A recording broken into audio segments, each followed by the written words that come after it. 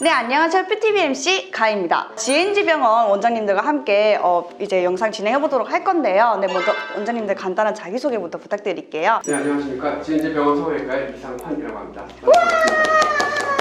안녕하세요. GNG병원의 성형외과 전문의 김혜영 원장입니다. 원장님 안녕하세요. 안녕하세요. 안녕하세요. 안녕하세요. 아이씨, 이거 많이 오셨군요. 오늘 제가 한번 원장님과 한번 해보도록 하겠습니다. 괜찮으신가요? 아, 괜찮습니다. 네. 원장님들 저 정말 뵙고 싶었어요. 왜냐면 영상에서는 되게 많이 뵀거든요. 근데 실제로 보니까 더 웃기고 더 뭔가 친근함이 가요. 제가 몇 번 찍어놓은 걸 봤는데요. 처음 멘트를 굉장히 좋게 시작했어요. 항상. 제가 혹시 당하는 건가요? 오늘 캐릭터가? 저는 뭐 사회보라고. 박수 3번 치고! 네, 이제 시작해보도록 하겠습니다. 오늘은 원장님들과 함께 코 성형에 대해서 이야기해볼 건데요. 코 성형 하면 생각나는 게 뭐가 있으실까요? 얼굴이 중심이다. 중심이다. 원장님은요? 얼굴의 중심이다. 나 너무 못하겠어. 근데 중요한 건 두 번 얘기하는 거예요. 코 성형 하면은 중심이라고 하셨는데요. 코 성형 보형물 되게 많잖아요. 그럼 어떤 게 있을까요? 일단은 콧대를 높이는 것과 이제 코끝을 높이는 것으로 크게 나눠볼 수 있겠는데, 콧대를 높이는 경우 뭐 실리콘이나 고어텍스 같은 인공 보형물 쓸 수도 있고요. 자가늑연골 뭐 이런 것들 쓸 수 있겠고, 그다음 코끝도 마찬가지로 자가늑연골이나 아니면 비중격연골, 뭐 귀연골 이런 자기 조직들 쓸 수 있거나, 뭐 메쉬나 기증늑연골, 코끝을 조금 더 이제 지지하는 데 도움을 주도록 그런 것들 쓸 수 있다고 보겠습니다. 메쉬라고 불려지게 된 가장 큰 이유는 그물망 형태로 되어 있기 때문에, 그래서 이제 그 제품의 모양을 보고 메쉬라는 얘기가 나오게 된 거고, 실질적으로 정확한 명칭은 TCL이 맞죠. 그러면 보통 콧대는 보형물로 많이 하고 코끝은 뭐로 많이 하죠? 보통 저희는 비중격연골 많이 사용하고 있어요. 네. 제가 이런 종류의 뭐 유튜브들을 많이 보고 했는데 네. 되게 많은 분들이 너무나 많이 설명들을 잘 해주시고 지식적으로도 그렇고 얘기들을 많이 해주셔서 저는 쉽게 그냥 간단하게 초등학생들 대하듯이 간단하게 얘기해주자면, 우리가 쓸 수 있는 재료는 내 거, 첫 번째는 내 거에서 나오고, 그 다음에 두 번째는 나랑 같은 다른 사람에서 나온 거, 그리고 세 번째는 누군가 만들어준, 과학적으로 만들어준 합성 물질. 그러니까 이렇게 크게 세 개가 있다라고 생각을 해요. 그게 무슨 얘기지? 세 개가 있다고 생각을 해요. 그래서 이제 그 세 개를 아까 말씀해주신 이제 그렇게 하나하나에 대입할 수가 있을 것 같고, 그다음에 이제 콧대와 코끝을 아까 얘기하셨는데, 그게 나눠질 수밖에 없는 이유는 콧대 부분은 뼈라고 하는 단단한 지지 구조가 있기 때문에 그 위에 뭔가를 넣었을 때 받는 그 느낌과, 코 끝부분은 연골로만 되어 있기 때문에 무엇인가를 넣었을 때 느껴지는 이 영향력이 다르기 때문에 두 개는 당연히 다른 재료가 들어갈 수밖에 없다라는 부분에서 이제 여러 가지 재료들이 사용됐던 거죠. 인공 보형물에 대표적으로는 실리콘이 있잖아요. 실리콘에 대해서 간단하게 설명 좀 해주실 수 있으세요? 초창기에 L자형 실리콘을 많이 썼어요. 콧대부터 코끝까지 길이를 연결되어 있는 거죠. 그러니까 그거 하나 집어넣으면 콧대와 코끝 수술을 한 번에 끝낼 수가 있는 굉장히 큰 장점이 있었던 거였어요. 아까 얘기했다시피 콧대는 단단한 지지 구조니까 그 안에 뭔가를 넣었을 때 압박을 받아도 버틸 수 있는데, 코끝 같은 경우는 아래쪽에 연골 하부조가 약하니까 밖으로 뛰어나올 수도 있고, 실리콘이라고 하는 부분들이, 그래서 이제 문제가 많이 생기니까 L자형의 끝부분을 제거한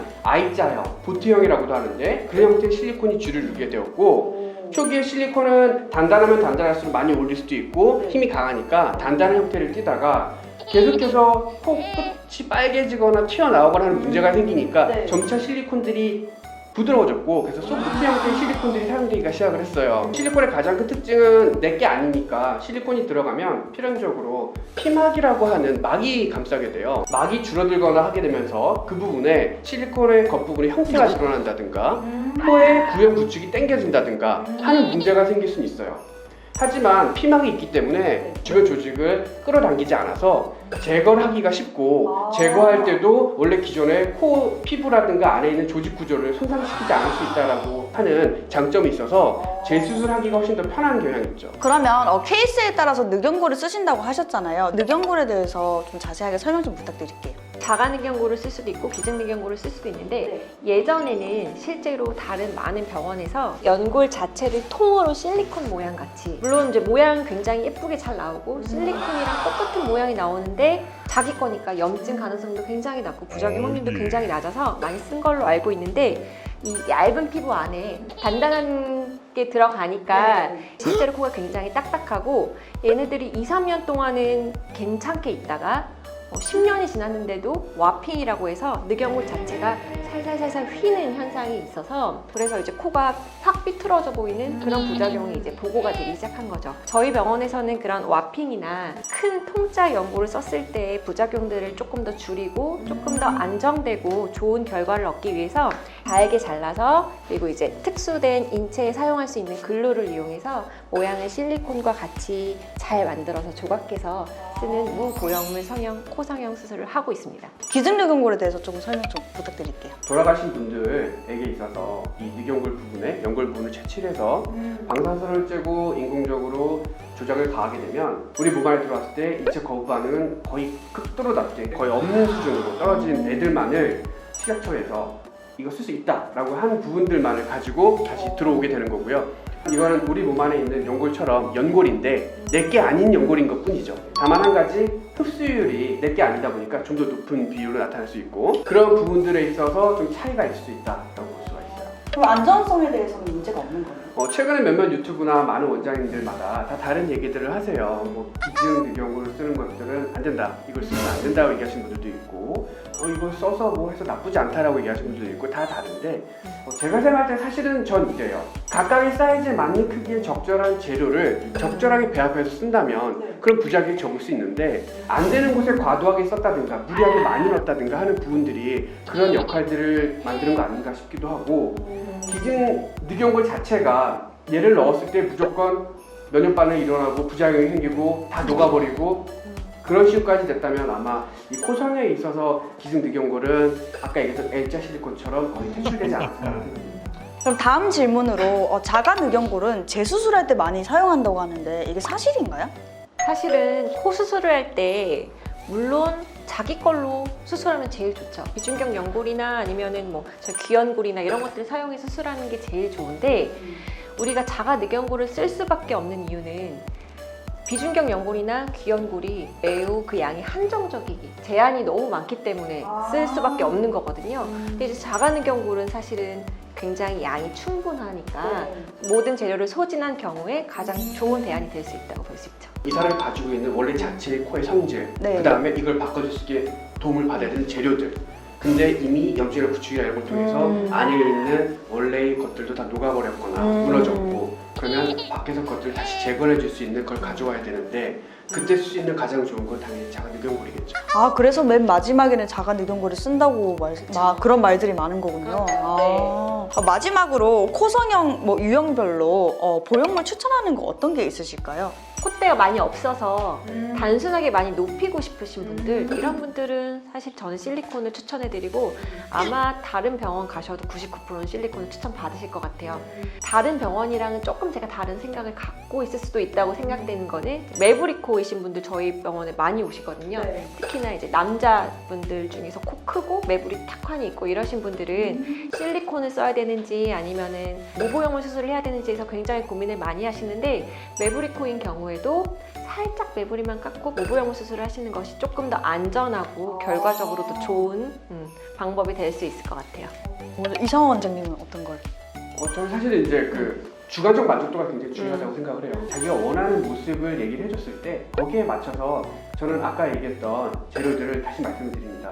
내 몸에서 나올 수 있는 거, 남이 준 거, 그다음 합성물질 세 개를 다 얘기를 드리고요. 그걸 썼을 때 나올 수 있는 결과는 자기 안에 있는 조직만을 가지고 높일 수 있는 그 코의 높이 한계치 그 다음에 다른 걸 쓰게 되면 좀 더 올라갈 수 있다면 이걸 쓰시겠냐라든가 서로 간의 얘기를 통해서 가장 본인이 이 정도 선에서 타협할 수 있는 부분 그렇게 해서 그냥 재료를 선택하는 것 같아요. 어떤 재료 하나만을 선호하게 되면 그 결과치에는 결국은 한계점이 있지만 다양한 것들 속에서 그걸 선택하게 되면 다양한 결과가 나올 수 있고 그중에 제일 중요한 건 환자분이 생각했던 결과가 무엇이냐 그걸 맞춰보려고 노력하는 편입니다. 네, 오늘 GNG병원 원장님들과 함께 코성형에 대해서 이야기해봤는데요. 생각보다 되게 전문적인 지식을 많이 얻고 가는 것 같아서 뭔가 재밌기도 한데 공부를 많이 더 해야겠다는 생각이 들어요. 일단 시험을 보고 통과하면 시작을 하는 걸로 하는 것도 괜찮을 것 같아요. 다시 안 오시는 걸로 하는 건 어떨까요? 네, 여기 어렵습니다, 여러분. 여기 되게 힘든 곳이에요. 근데 원장님 오늘 어떠셨어요? 이상한 원장님한테 굉장히 많은 것들을 배워가는. 그쵸 원장님. 그래가지고 약간 산만하거든요. 여기저기 막 떠나다니던 그런 정보들과 지식들에 대하여 좀 정리할 수 있는 좋은 시간이었던 것 같아요. 존재감이 산만한 것 같아요. 그렇죠? 산만하다. 진짜 산만. 와, 존재감 크다. 세종대왕이 울고 가겠어요. 근데 원장님 볼 때마다 조정석 너무 훈훈하다. 아 진짜 장난 아니구나. 성격이 아. 스타일이 외모 말. 저도 그렇게 늦진 않았어요. 아, 네. 그럼요. 전 캐릭터라고 할까? 그런 게 약간 조정석 씨 비슷한 것 같은데 굉장히 좋은 일이. 엄청 좋은 얘기죠. 그러니까. 혹시 스리생 아세요? 슬기로운 의사생활 네, 드라마 그렇죠. 네, 보시죠? 이렇게, 네. 혹시 조정석 씨 성대모사 하실 수 있으세요? 재수 포기하지 마. 우리 다 해줄 수 있어. 네가 포기하지 않으면 저도 할 수 있어. 이거 들어가겠다 짤. 네, 오늘 원장님들과 함께 좋은 시간 보냈고요. 오늘 저희 영상이 도움이 되셨다면 더 많이 알고 싶다면 구독. 좋아요. 할 수 있어.